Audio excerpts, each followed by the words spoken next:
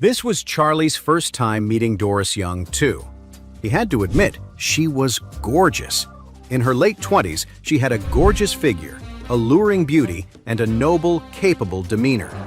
As Charlie sat at her desk, he said, "I won't be coming to M. Grand often in the future. I want you to take charge of the big picture here, and don't reveal my identity to anyone." Doris could tell that the young man before her came from an extraordinary background. To his family, a company like M. Grand was mere pocket change. It made sense that he wouldn't want to manage it personally. She hurried to assure him, "Of course, Mr. Wade. If you ever need anything, just let me know." Just then, a female secretary knocked and entered. "Miss Doris, a man named Gerald White is here with his fiancée to see you." "I'm with an important guest. Have them wait," Doris instructed. Charlie asked, "Do you know this Gerald?" "His family is one of our business partners," Doris explained. "They rely heavily on us. They've visited several times, always saying they want to strengthen ties." Eyes cold, Charlie declared, "From now on, M. Grand will have zero dealings with the White family. Suspend all current and upcoming collaborations. If they earn even a cent from us, you'll be packing your bags, Vice Chairman." Doris paled, realizing instantly that the Whites must have offended the young master somehow. She nodded vigorously. "Don't worry, Mr. Wade. I'll give the order right away to cut ties with them completely." "Good. Tell them M. Grand doesn't work with low-quality trash. Then have security throw them out." Outside, Gerald and Wendy waited, eager to cozy up to Doris and make the White family a strategic partner of the powerful M. Grand group. To their shock, Doris's secretary arrived with several security guards in tow. "Will Miss Doris have time to see us?" Gerald asked hopefully. The secretary gave him an icy look. "I'm afraid not. Deputy Doris says M. Grand will not be cooperating with low-quality trash. Effective immediately, we're canceling all joint projects with your family." "What did you say?" Gerald was stunned. Why did that sound so familiar? Then it hit him. Charlie had said the exact same thing to him in the parking lot. What did Doris mean by this? Why would M. Grand suddenly cut ties with the White family? Gerald's brain couldn't process it. Terminate all cooperation just like that? Over half the White family's profits came through M. Grand. Losing that partnership would slash their strength in half overnight. Refusing to accept it, he shouted, "I want to see Miss Doris. I demand to speak with her face to face." The secretary replied coldly, "I'm sorry, but Vice Chairman Young will not be seeing you. You are banned from setting foot in M. Grand Tower from now on." "Is this some kind of sick joke?" Gerald seethed. "We're M. Grand's long-term partners. You can't just end things out of the blue." Ignoring him, the secretary turned to the guards. "Escort them out." The head of security grabbed Gerald's wrist and wrenched it behind his back. Gerald yelped in pain as the man barked, "You heard her. Get lost. If you keep making trouble, we'll be forced to take more drastic measures. You're just a security guard. How dare you yell at me? Do you have any idea who I am?" The words barely left Gerald's mouth before the guard's palm cracked across his face. "I don't care who you are, punk. Here at M. Grand, you're nothing." Gerald reeled from the stinging slap, his cheek on fire. He was about to explode with rage when his phone suddenly rang. It was his father. "Gerald, what the hell did you do?" The older man roared as soon as he picked up. "M. Grand is severing all ties with us. Who did you piss off over there?" "Dad, I swear I didn't offend anyone," Gerald said, his voice pained. "I just came to see Miss Young, but they wouldn't even let me meet with her." "Well, M. Grand says they're dropping us because you're a worthless piece of trash. The family is going to take a massive hit thanks to you. Get your ass back here and explain yourself to your grandpa. Now!" Shell-shocked, Gerald let the security team hustle him out the front gate. A horrible suspicion began to dawn on him. He turned to Wendy, asking shakily, "You don't think—" Could this have anything to do with your loser brother-in-law? Does he have some kind of connection to M. Grand? What? Wendy was taken aback by Gerald's words. Thinking it over carefully, it might indeed be related to her deadbeat brother-in-law. However, he was obviously a loser. Shaking her head, she said flatly, "How could he have anything to do with M. Grand? He's not even qualified to clean their toilets." "You're right," Gerald nodded. Remembering his furious father, he added sullenly, "I better get home fast." News of M. Grand cutting ties with the White family spread like wildfire through Orris Hill.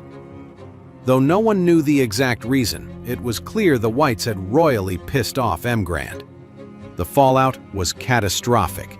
The White family's strength plummeted by over half, dropping them from near the top tier to the bottom rungs of the second tier. When old Mrs. Wilson heard, she shook with rage. She wanted to annul Wendy's engagement to Gerald, but realized the Whites, while weakened, still outclassed the Wilsons. Offending them would be disastrous.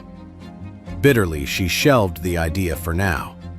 Meanwhile, in Doris's office, Charlie reviewed what had just transpired. He was quite impressed with her handling of the situation. "Doris, you did an excellent job," he said.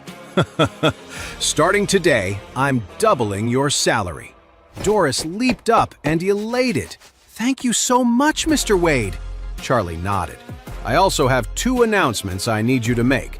First, announce the change in M. Grand's ownership and the appointment of a new chairman. Don't reveal their full identity, just that their surname is Wade. That's all anyone needs to know. Second, announce that M. Grand is investing $2 billion to build a 6-star hotel in Orris Hill. We'll be accepting bids from local construction and decoration firms to partner on the project. The Wilson Group's main business was interior design and decoration. Lady Wilson dreamed of hitching their wagon to M. Grand's star. Whichever company won that contract would become the darling of their industry. Now that Charlie owned M. Grand, of course, he'd throw some juicy benefits his wife's way. The 2 announcements from M. Grand Group rocked all of Orris Hill. Hearing that M. Grand had changed hands, the Wilson family was dying to know why the White family had been kicked to the curb. It seemed the group's mysterious new owner looked down on even top-tier families like the Whites. But who was this Mr. Wade character? Just how loaded was he? M. Grand was worth hundreds of billions. Buying and selling on that scale dwarfed even the wealthiest tycoon in Orris Hill. Countless families scrambled to get in Mr. Wade's good graces, hoping to marry off their daughters to this enigmatic billionaire bachelor.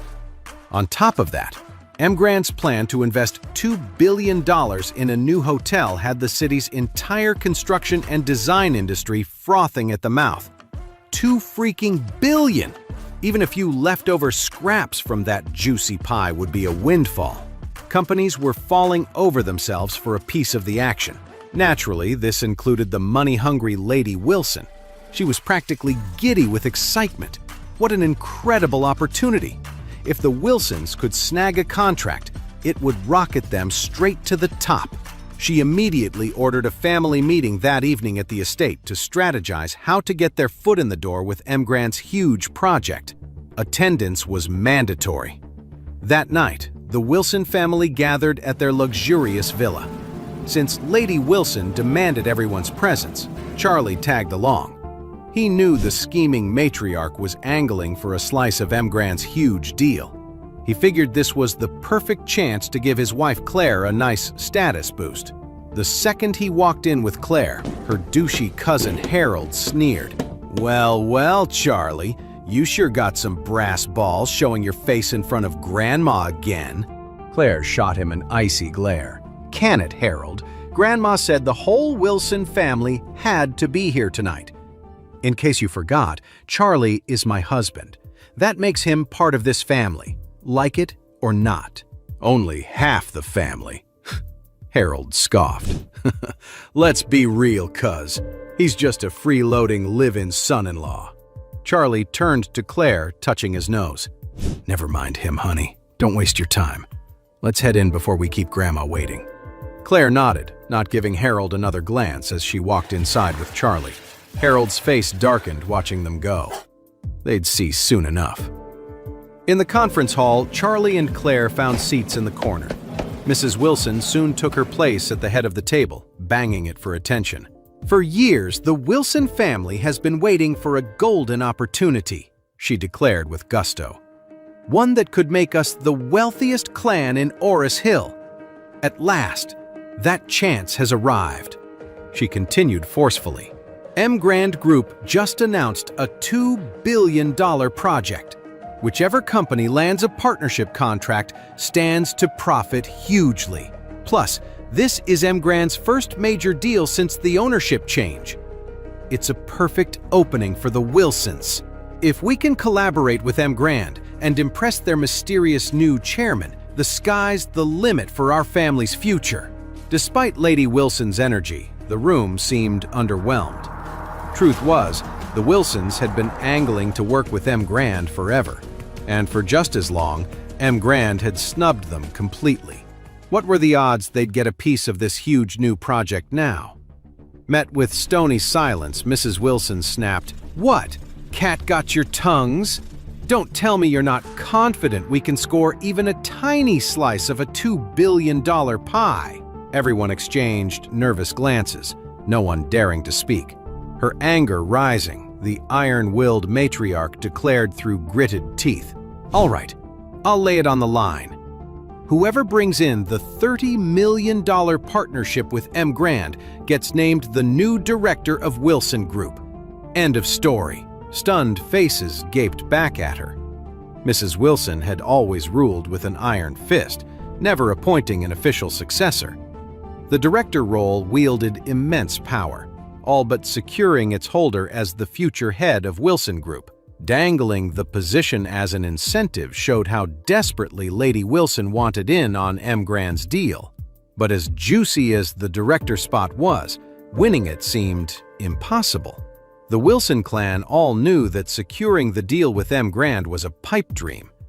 M Grand's execs wouldn't give Mrs. Wilson the time of day, let alone agree to a partnership.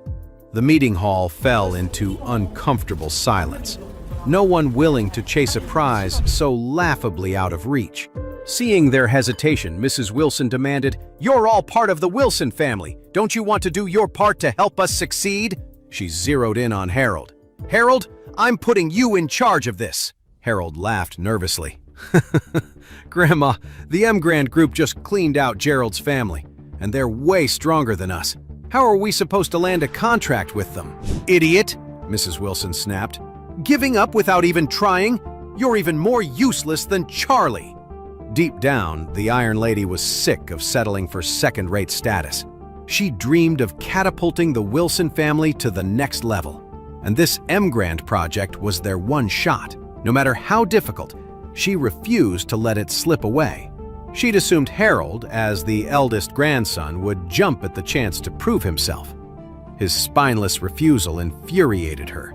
Harold felt trapped. Who in their right mind would take on such an impossible task? M Grand's people would probably boot him out the door.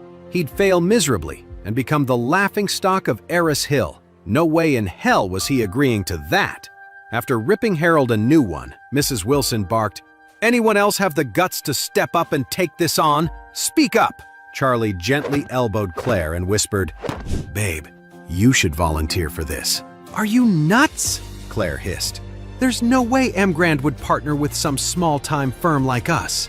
Charlie just smiled, confidently. "Trust me, you can totally land this deal." "Wait, seriously?" Claire asked, surprised.